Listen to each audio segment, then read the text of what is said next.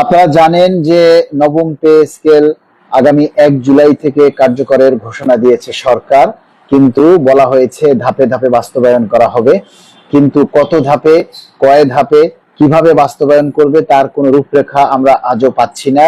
বিভিন্ন মিডিয়ায় প্রচারিতব্য খবরগুলি যদি আমরা বিশ্লেষণ করি তাহলে আমরা দেখতে পাই যে 50%, তারপরে 3 বছরে 3 ধাপে ইত্যাদি ইত্যাদি। আমরা কিন্তু এগুলি প্রত্যাশা করি না। আমরা চাই 11 বছর পর যেহেতু পে স্কেল বাস্তবায়ন হচ্ছে, সেই পে স্কেলে আমাদের মূল বেতনটা যেন একবারেই বাস্তবায়ন হয়। সেই মূল বেতন একবারেই এক ধাপে বাস্তবায়নের লক্ষ্যে আগামী শুক্রবার 19 জুন জাতীয় প্রেস ক্লাবে আকরাম খাঁ হলে বিকেল 3টায় আলোচনা ও সংবাদ সম্মেলন অনুষ্ঠিত হচ্ছে।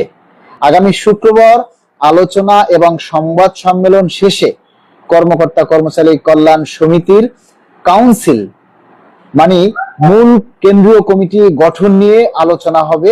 সেখানে আপনারা যারা বিভিন্ন জেলা থেকে আমাদের এই কল্যাণ সমিতিতে যুক্ত হতে চান বা আমাদের এই কল্যাণ সমিতিতে আপনারা নেতৃত্ব দিতে চান, তাদেরকে আমরা আমন্ত্রণ জানাচ্ছি। আপনারা সবাই যারা বিভিন্ন জেলা থেকেও আমাদের এই কমিটিতে যুক্ত হতে চান, তাদের সবাইকে বলবো আপনারা সশরীরে উপস্থিত থাকবেন এবং যে যেভাবে পারেন আমাদেরকে আর্থিকভাবে একটু সহযোগিতা করবেন। আমি সবসময় একটা কথা বলি, এখন কিন্তু আর রাস্তায় আন্দোলন করার কোনো সুযোগ নেই।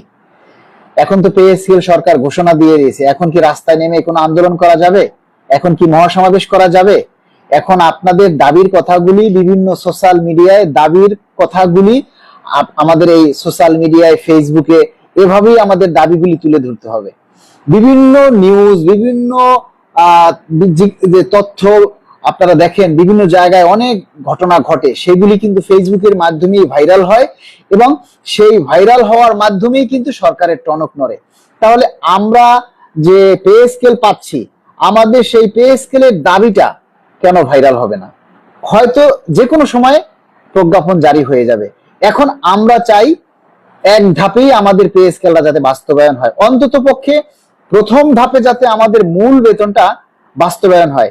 এখন এইটা যদি আপনারা মনে করেন যে আমাদের এই মূল বেতনটা যদি ভেঙে ভেঙে বা বেসিক ভেঙে যদি গেজেট হয়ে যায়, তারপরে আর আন্দোলন করে বা তারপরে আর মতামত দিয়ে বা লাইক কমেন্টস করে প্রচার করে কি কোনো লাভ আছে বলেন? আমাদের এমডি নাজমুল ইসলাম ভাই লিখেছেন, আমার আম্মা অসুস্থ, আমার আম্মার জন্য সবাই দোয়া করবেন। আমাদের খুলনার যে জেলা কমিটি রয়েছেন সেখানের সদস্য সচিব এমডি নাজমুল ইসলামের আম্মা অসুস্থ, আপনারা সবাই দোয়া করবেন। আমরা দোয়া করি আল্লাহ যেন ওনার আম্মাকে দ্রুত সুস্থ করে দেন, দীর্ঘ হায়াত দান করেন। আর সুলতানা রাজিয়া লিখেছেন, ভাইয়া অবসরের সময় 20 বছরে 90% করবে কিনা দয়া করে একটু জানাবেন। অবসরের সময় 20 বছরে 90% করবে কিনা, আসলে এই দাবিগুলো তো আমরা গেজেট ছাড়া কিছুই বলতে পারবো না। প্রজ্ঞাপনে আমাদের যখন হবে তখন আসলে এই খুঁটিনাটি বিষয়গুলি স্পষ্ট করে বলা যাবে। এখন অগ্রিমভাবে এগুলি বলা যাবে না, কারণ আমরা এখনো দাবি করছি যে আমরা শতভাগ পেনশন দাবি করছি। 90%-এর জায়গায় আমরা শতভাগ পেনশন দাবি করছি।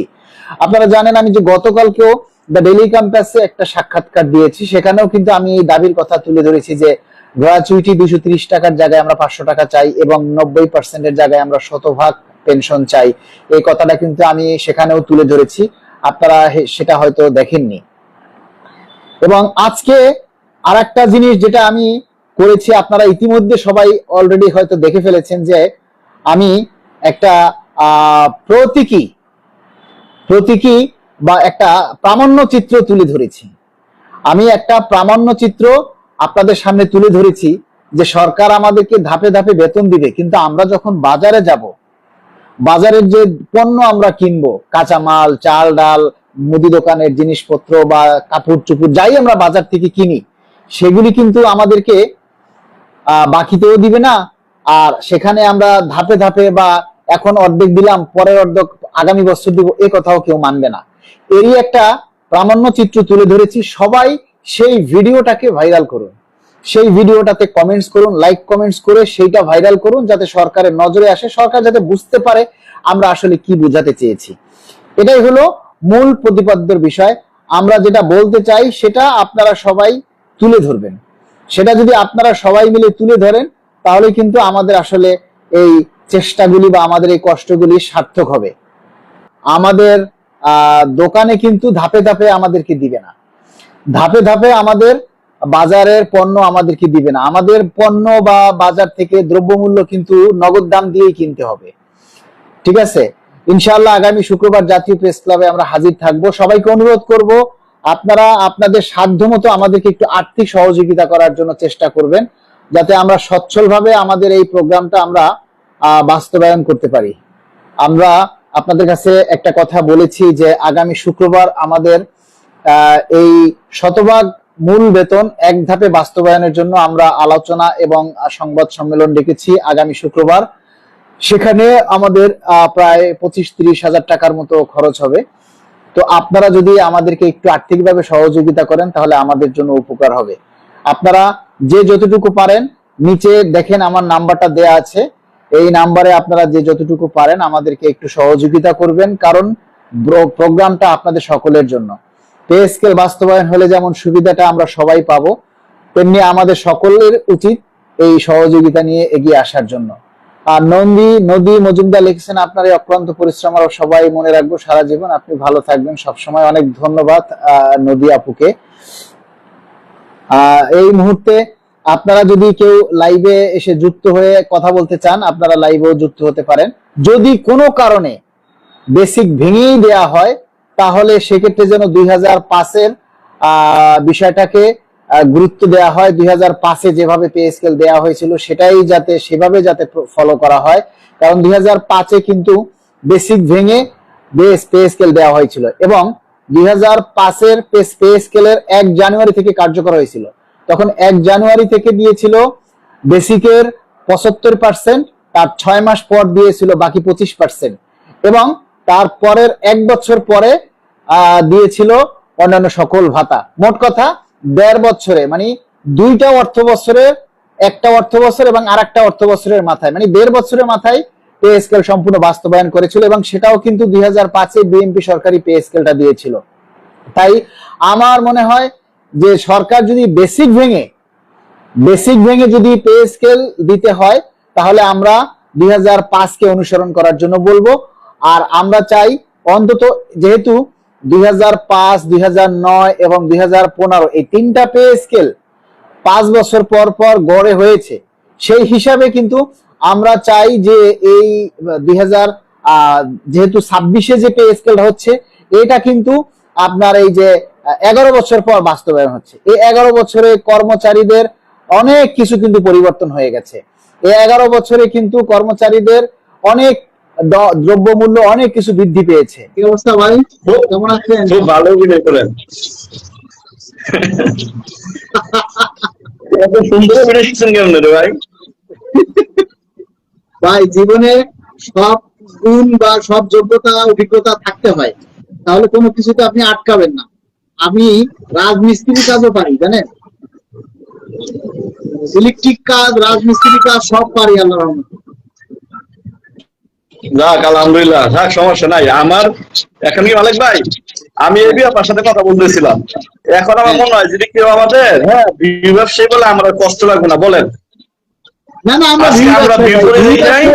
ভিউ ব্যবসায়ী না হলে তো আর আমাদের দাবি সকলের কাছে পৌঁছাবে না। ভিউ না হলে তো হবে না। যে ভিউ ব্যবসা নিয়ে আমি আর কারোর সাথে দ্বন্দ্বে জড়াতে চাই না। যার যেটা অভিরুচি সে যেটা বললে যদি খুশি পায়, খুশি হয় হোক, বুঝলেন নাই? হ্যাঁ সেটাই, ধন্যবাদ যারা আমাদের লাইভে যুক্ত আছেন এবং দয়া করে সবাই লাইভটা শেয়ার করবেন। আমরা শতভাগ পে স্কেল বাস্তবায়নের দাবিতে আগামী শুক্রবার সংবাদ সম্মেলন প্লাস আলোচনা সভা ডেকেছি, সেখানে সবাইকে আহ্বান করেন আর সবাই যাতে দাবিগুলি জোরালো করে এই ব্যাপারে একটু রিয়াজ দেন, ওয়াজ নসিহত করে। আচ্ছা ধন্যবাদ। প্রথমে এবি আপা, আপনি লাইভে যুক্ত হলে আপনি লাইভটা করতে চাই, এদিকে ইনস্ট্রাকশনটা বলে দেন। আচ্ছা এবি আপা, আপনি লাইভটা শেয়ার করে পরে আপনি করেন, ওই যে কি জন্য বলেন, এই যে ওই রিকোয়েস্ট দেন এবি আপা, রিকোয়েস্ট দেন। আলহামদুলিল্লাহ, ধন্যবাদ যারা আমাদের লাইভে যুক্ত আছেন সকলকে অভিনন্দন, মোবারকবাদ। এবং সর্বোপরি প্রথমে আমি আমার বক্তব্য শুরুতেই অসীম দয়াময় দয়াময় পরম আল্লাহর নামে শুরু করেছে, আল্লাহকে হাজার শুকরিয়া, আমাদের ভালো লাগছে আলহামদুলিল্লাহ। দেখেন, আমি প্রথমে বলতে চাই, এই সরকার আসার পর থেকে বাংলাদেশ সরকারি কর্মকর্তা কর্মচারী কল্যাণ সমিতি এই পে স্কেলের জন্য মাঠে ছিল, এবং আজও আমাদের বাজেট পেশ হওয়ার পর, বাজেট ঘোষণা করার পর আজও আমরা মাঠে আছি। অর্থাৎ আমাদের চাকরিজীবী কর্মচারী ভাইদের সম্পূর্ণ স্বপ্ন পূরণ না করা পর্যন্ত আমরা ঘরে ফিরে যাব না ইনশাল্লাহ, যতই বাধা আসুক। আমরা আমাদের স্বপ্ন পূরণ করে পরে আমরা ঘরে ফিরবো ইনশাল্লাহ। যে আমাদের যে ইচ্ছা তাই বলো, আমরা বলবো না যে আমরা ব্যক্তিগতভাবে যোগাযোগ করছি এখানে সেখানে, আমাদের যোগাযোগের জায়গা নাই।